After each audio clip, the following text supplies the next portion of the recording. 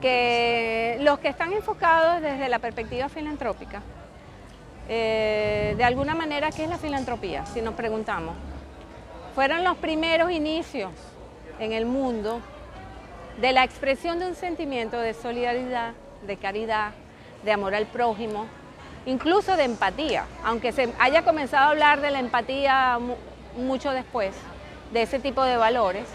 Realmente esos sentimientos son los que hacen que la persona piense no solo en sí misma, sino que piense en otros. Y desde esa perspectiva, ese acto filantrópico de dar al otro, de donar, de colaborar, de cooperar, de ser solidario, de ponerse en el lugar del otro, en los zapatos del otro, es lo que permite de alguna manera que tú actúes y comiences a vincularte con una realidad. Y esa realidad es la que tú estás observando, es la realidad que está a tu alrededor. Ahora, la transición de la filantropía a la responsabilidad social ha sido fabulosa. ¿Por qué? Porque si bien en los inicios esto era una iniciativa individual o de grupos organizados, en el caso de Cáritas, la Cruz Roja, las mismas algunas agencias de las Naciones Unidas o digamos multilaterales que han tenido grandes inversiones filantrópicas por temas de tragedia, por temas humanitarios, ¿verdad? Eso ha trascendido de tal manera que llegó un momento cuando Kofi Annan le dijo a los empresarios, mira, aquí está pasando esto en el mundo y estamos observando que hay más pobreza y qué está pasando con los gobiernos y qué está pasando con los empresarios. Entonces hubo un llamado, se había comenzado a hacer un llamado con el informe Butrán, ¿verdad? 10 años antes, donde se hizo un foco en el tema del ambiente. ¿Qué pasa si seguimos destruyendo nuestro ambiente? Va a desaparecer la vida en la Tierra. Entonces ya ese grupo de empresarios comenzó a trabajar en ese foco del ambiente. Sin embargo, no fue suficiente, porque si Kofi Annan en el año 1999 le dice a los empresarios, mira, ustedes tienen que dar un aporte y tener un nivel de mayor conciencia corporativa del impacto de sus decisiones comerciales en su entorno, en los grupos de interés, en los espacios donde ustedes se relacionan. Entonces, aquí tiene que haber un camino distinto de actuar. Entonces, ese paso, la filantropía sigue siendo importante que pase porque es parte de lo individual, de ese sentimiento de que, mira, yo me conecto con esa realidad y yo quiero hacer algo por el otro. No necesita la estructura de la empresa. Entonces, está marcada desde el ámbito personal, individual, hasta el ámbito de lo caritativo, de aquellas organizaciones que tienen un rol filantrópico en el mundo. Como te digo, la filantropía no puede desaparecer porque hay acciones en el mundo que necesitan drásticamente de una ayuda humanitaria, donde esa filantropía, tú entregas el dinero, lo donas, das la especie, das el aporte, das las casas, das los alimentos, sin retorno alguno. ¿Me explico? En cambio, la responsabilidad social, claro, ¿cuál es la meta y lo ideal? Que el compromiso del empresario y de la empresa es que haga responsabilidad social empresarial sin esperar nada a cambio. Sin embargo, eso es utópico. ¿Por qué? Porque a la final nosotros, cuando impartimos las clases de responsabilidad social, también vemos que hay un beneficio, y un beneficio positivo para el que hace responsabilidad social desde la empresa. Y eso es, imagínate, beneficios internos en los grupos de interés internos si hacen voluntariado, por ejemplo. Beneficios de cohesión cultural internamente porque las personas, los trabajadores, al saber que su empresa tiene unos valores corporativos y que dentro de esos valores corporativos tiene una línea de responsabilidad social, de protección, por ejemplo, con el medio ambiente o de fomento o impulso a la educación, o dentro, si está en sus valores, puede ser que lo tenga dentro del core business, ¿verdad? Corporativo del sector, si es una industria automotriz, si es alimento, etcétera, etcétera, si es farmacéutica.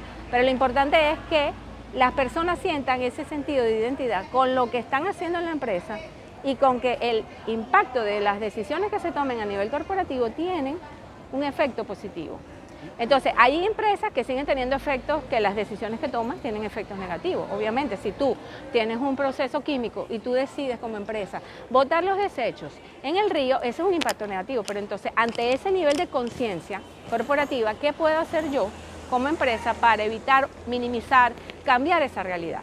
Cuando el empleado y los grupos de interés internos de la empresa están informados y se enteran y saben que la empresa está, digamos, de alguna manera minimizando ese impacto, porque de repente no tiene la fórmula completa para eliminar la parte química, pero comienza a hacer un proceso de investigación, o comienza a relacionarse con la universidad, o comienza a hacer una inversión con médicos, con científicos que le permita mejorar la calidad del agua. Ahí tú ves que hay una vocación y hay una decisión y hay un interés de parte de la junta directiva, del gobierno corporativo, de los dueños de la empresa, de realmente no tener ese impacto negativo que tanto llamó la atención Kofi Annan en su momento. Entonces, esa transición ha sido fabulosa, porque elevó el nivel de conciencia individual hacia lo organizacional, hacia lo corporativo. Antes las empresas, no sé, algunas lo entendían y se hacían las locas. Ahora no se pueden hacer las locas. ¿Por qué pasa que no se pueden hacer las locas? O no pueden ser, ¿cómo se dice?, indiferentes o indolentes. Porque hay una sociedad activa, hay una ciudadanía que también se ha empoderado. Ha habido medios de comunicación, gente que generando opinión pública, que ha llevado el tema al tapete y que le ha dicho a este lado del tercer sector, mira, tú puedes incidir en cambio de ley o puedes incidir en que esta realidad en tu entorno cambie, porque tú también tienes una voz. Y al ser un grupo de interés externo a la empresa que ejerce su voz y ejerce su acción de cambio, su camino de cambio, la empresa no puede quedarse sorda. O sea, la empresa tiene que atender eso, no puede ser caso omiso. Entonces hay varias fuerzas en ese proceso que han obligado de alguna manera a la empresa que tiene que tomar acción. Entonces, algunas empresas realmente han entrado en el camino de la responsabilidad social por propia convicción y otras empresas han entrado por presión. Si entras por presión, bueno, entraste por presión, pero entonces capacítate internamente, forma a tu gente, trata de hacerlo de una manera estructurada, sistemática, dale valor a lo que a la manera como se va a dirigir la responsabilidad social empresarial, la inversión social que se va a hacer, y de alguna manera eso te va a dar estructura. Cuando da estructura, da mejores resultados. Y por eso te digo que al final de cuentas, en esa transición uno decía, y hubo mucha gente que criticó, no, entra responsabilidad social porque está mejorando su imagen, porque está lavándose la cara, porque está haciendo greenwashing, o porque de alguna manera es un mercadeo, tú sabes, indirecto, ¿verdad? Bueno, hay de todo, hay de distintos filamentos de interacción en ese proceso.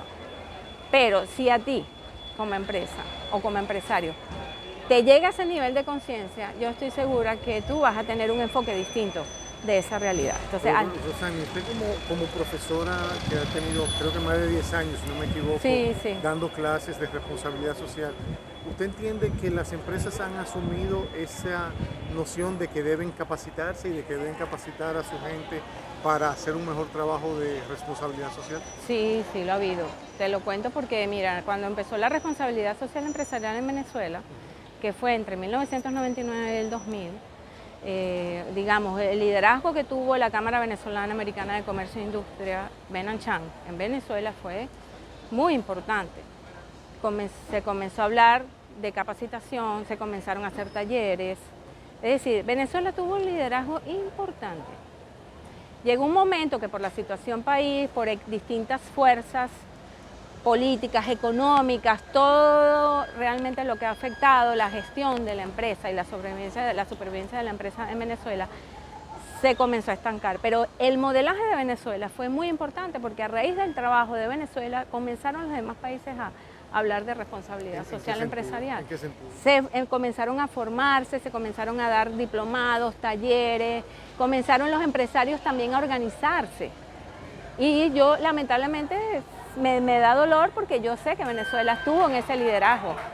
¿Me explico? De ahí, a raíz de eso, se creó la red Forum, por ejemplo, que es una red donde en cada país hay un grupo de personas, de empresarios conectados en promover la responsabilidad social.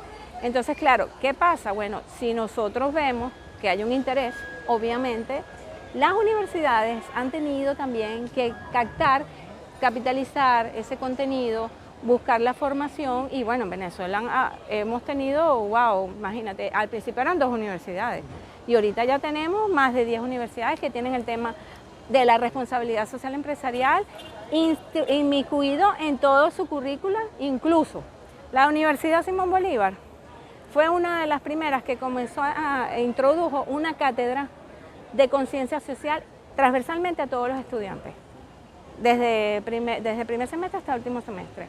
Y luego, con el trabajo que se hizo con el Rotary y Benanchan, se comenzó desde hace 13 años, 14 años, a organizar un programa de formación de líderes socialmente responsables, de jóvenes estudiantes, y se comenzó también a meter el concepto de responsabilidad social empresarial en los jóvenes que estaban preparándose en su carrera.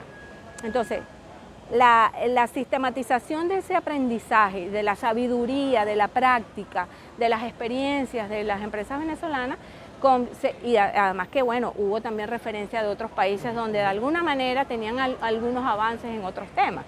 Por ejemplo, España es un país que tiene muchísimos avances en la organización del tercer sector y con grandes experiencias que se han servido de referencia del tercer sector, de la organización de la sociedad civil, y estaba un poco atrasado en el tema de la responsabilidad social de las empresas. Sin embargo, allá se creó Forética. ¿Me explico? Y allá entonces comenzó Forética a hacer un trabajo interesante de promoción, pero ahí va. O sea, es un trabajo de hilvanar lo que está pasando en la sociedad, ¿verdad? Y lo que el sector de la sociedad civil se articula como tal, como ciudadano activo, y lo que esta sociedad como grupo de interés le demanda también a la empresa. La sociedad actual venezolana, con el quiebre que tiene, prácticamente de que una parte representa un grupo político, otra otro, y hay tantos conflictos, ¿ha mermado ese espíritu de responsabilidad social y ese ímpetu que tuvo la responsabilidad social en un momento en Venezuela? Bueno, podemos decir que quizás ha mermado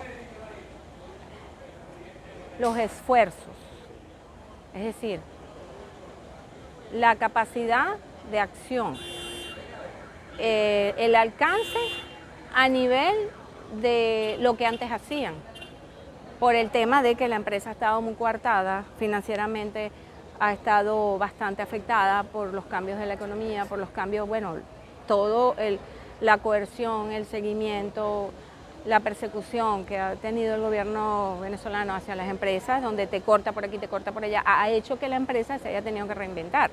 No obstante, el espíritu y ese ímpetu del empresario sigue vigente. Interesante, se ha tenido que reinventar. Has tenido que reinventarse.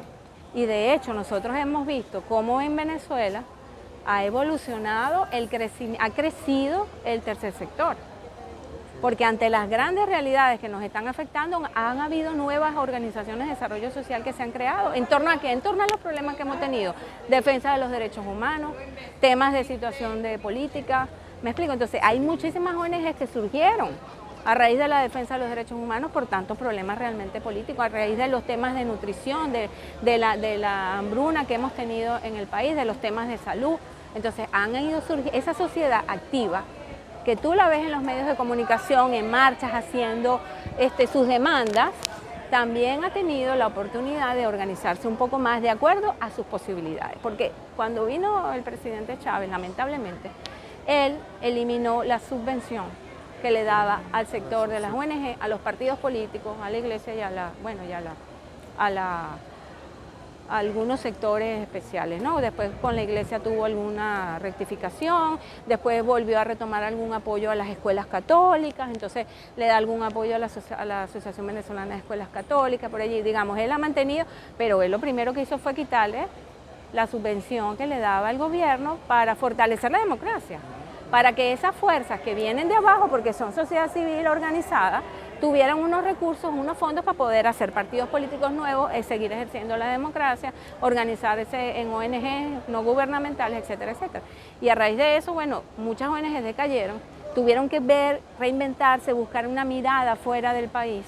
A raíz de todo el tema del control cambiario, hubo que también entonces buscar los fondos fuera, y las empresas más cortas de presupuesto, entonces tuvieron que focalizar su inversión social hacia la dimensión interna de la empresa. Entonces ahí comenzó un proceso bien interesante, hace como 7, 8 años, donde la empresa tuvo que ver y dije, bueno, no puedo ni tengo dinero suficiente para hacer inversión social y responsabilidad social en el ámbito externo, ¿verdad?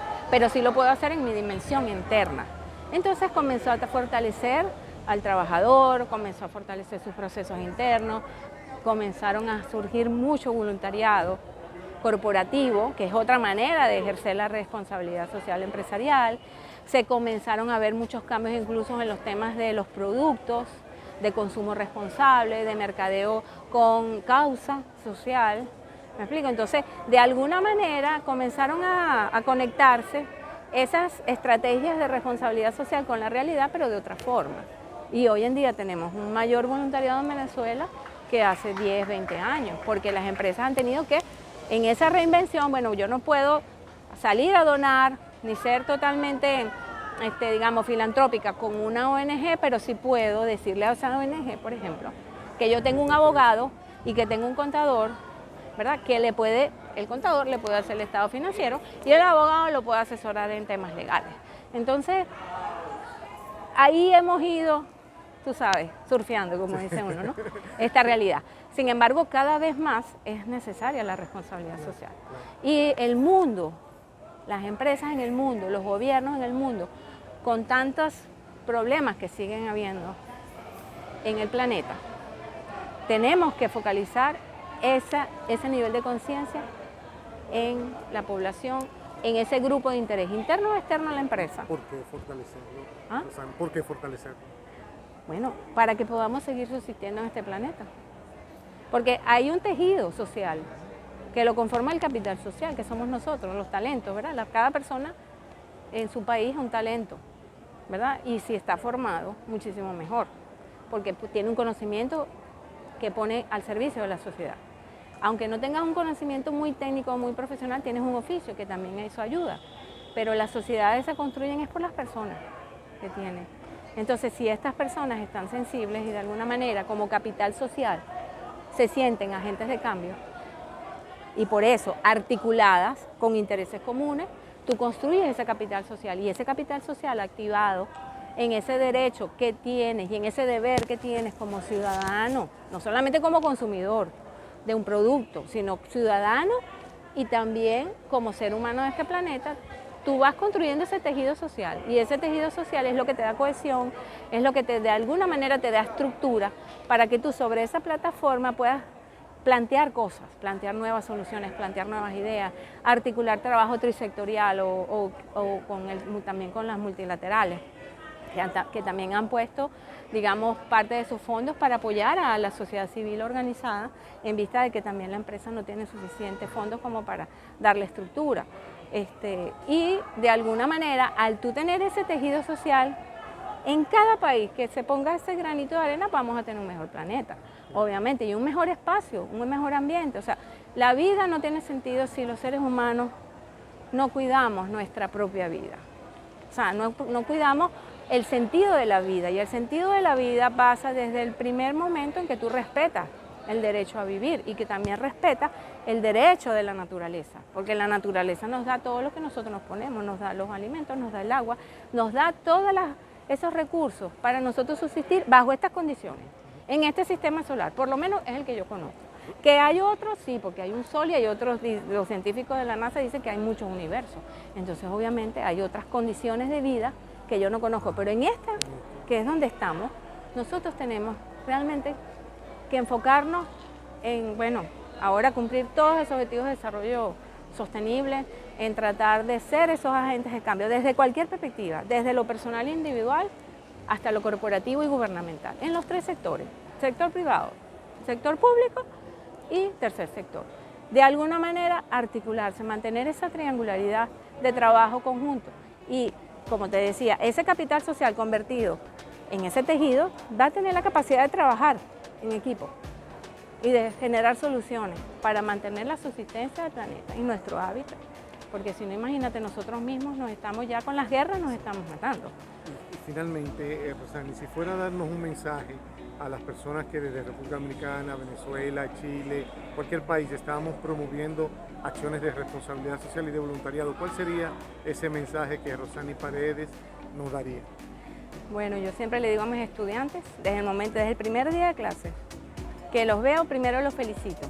Y así digo yo el ejemplo que le digo a mis estudiantes, pero me estás diciendo que dé un mensaje a todos en América y el mundo, bueno, que se sientan que pueden cambiar la realidad con sus decisiones y con sus acciones. Al estar consciente de tu poder personal, tú estarás autodeterminado, con certeza, para plantearte cualquier propósito en el ámbito que te toque trabajar y trabajar por ello. Con ese nivel de conciencia individual, social, colectiva y planetaria, uno se convierte en un agente de cambio. Y al ser un agente de cambio, tú podrás estar trabajando por el bien común, por el bienestar, por la felicidad, por lo que todos queremos en el mundo. Sentirnos felices, amados, tener bienestar, poder disfrutar en paz de la vida.